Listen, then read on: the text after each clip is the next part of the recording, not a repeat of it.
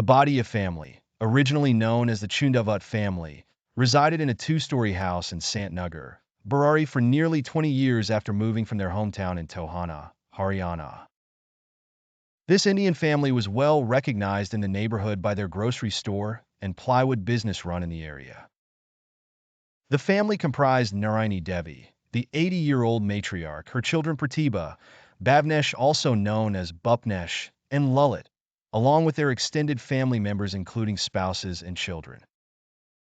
The Chundawat family was typical in many ways until the demise of their patriarch, Bhopal Singh, in 2007 from natural causes. Lalit, the youngest son of Narayani Devi, was profoundly affected by his father's death and subsequently became very introverted. One day, he confided in his family that his father's spirit had possessed him, providing guidance to achieve a fulfilling life.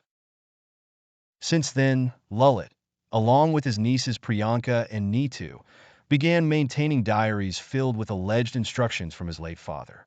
Handwriting analysis revealed that these diaries were penned by Priyanka and Neetu, but were supposedly dictated by Lalit, guided by the spirit of his father.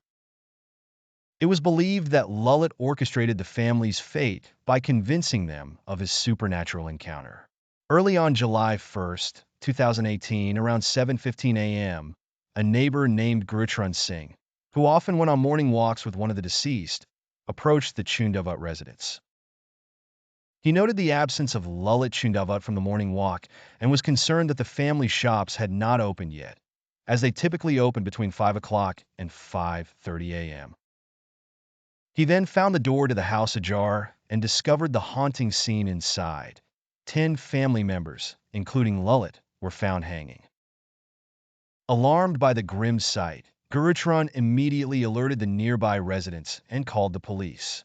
The call to the authorities was made around 7:30 a.m., marking the beginning of a tragic investigation that would capture the nation's attention due to its mysterious and tragic circumstances. The diaries found in the house indicated that Lalit and his wife Tina had possibly bound the hands and feet of the family members, preparing them for what Lalit termed as a ritual intended to appease the spirit of his late father. This case sparked widespread speculation and, to this day, remains one of the most baffling family tragedies in India.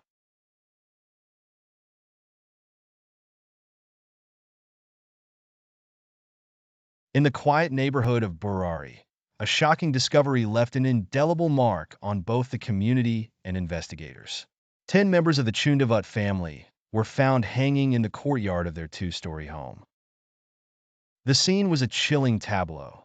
2 men, 6 women, and 2 teenagers were suspended closely together, each with their eyes blindfolded, mouths sealed with tape, and some with hands and feet bound. In a separate room, the aged matriarch Narayani Devi, 80 years old, lay deceased in a manner suggesting strangulation. Tommy, the family's cherished pet dog, was the only survivor found amidst the tragedy. He was discovered chained on the terrace, suffering from severe fever and disorientation. The mystery of who had bound him remained unsolved, but he was quickly taken to an animal shelter in Noida for recovery. Initial investigations suggested a collective suicide driven by enigmatic reasons. The post-mortem examinations revealed no signs of struggle, aligning with the absence of defensive wounds or evidence of external interference. Despite these indications, heightened public interest, allegations of foul play, and the weight of suspicion led authorities to initially register the case as a possible homicide. Among the unsettling evidence uncovered at the scene were 11 diaries, each meticulously maintained over 11 years. The meticulous notes provided eerie parallels to the state in which the bodies were found. Commissioner Alok Kumar shared the disturbing nature of the revelations.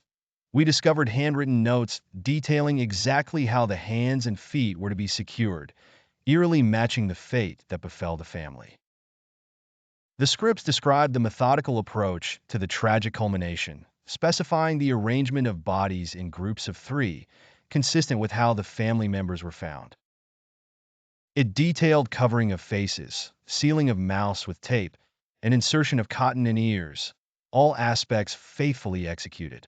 The notes ominously remarked about the family matriarch's incapacity to stand due to age. A haunting excerpt read, "Everyone will tie their hands, and when the Kriya ritual is complete, all will help untie their hands," suggesting an anticipation that the ceremony wouldn't end fatally. This tragic episode, known as the Burari deaths, has left psychological and societal tremors. Investigators, neighbors, and those who followed the story remained haunted by the inscrutable motives. The precise orchestration of the final act left emotional wounds upon the community, and questions surrounding the family's last days linger, leaving echoes without clear resolution. The Burari case stands as a profound narrative woven with threads of inexplicable enigma and heartbreaking human history, casting shadows of wonder and grief that continue to resonate.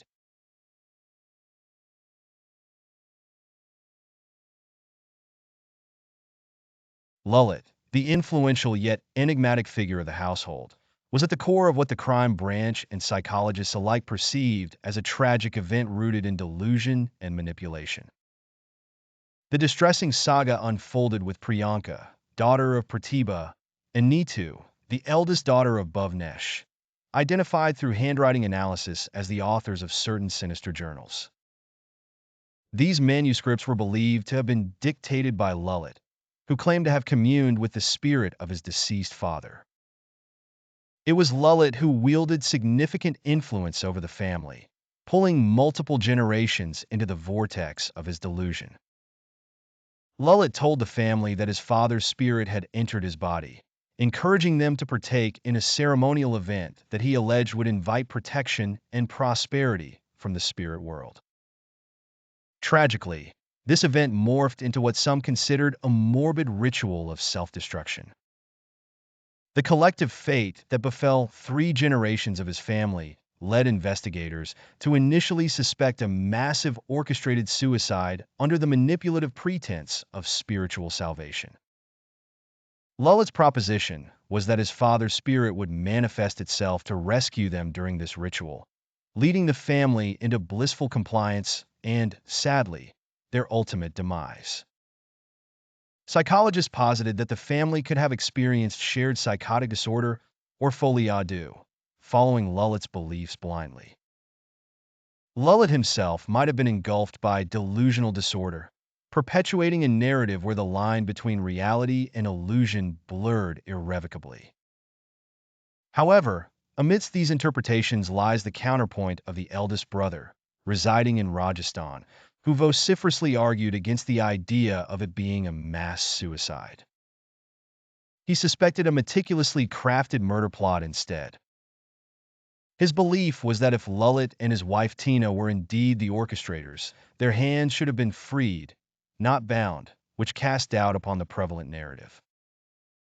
This conflicting viewpoint underscores the complexity surrounding the case, inviting both speculation and analysis. It explores the dark corridors of psychological manipulation, spiritual faith twisted into submission, and the fine line that separates victim from perpetrator.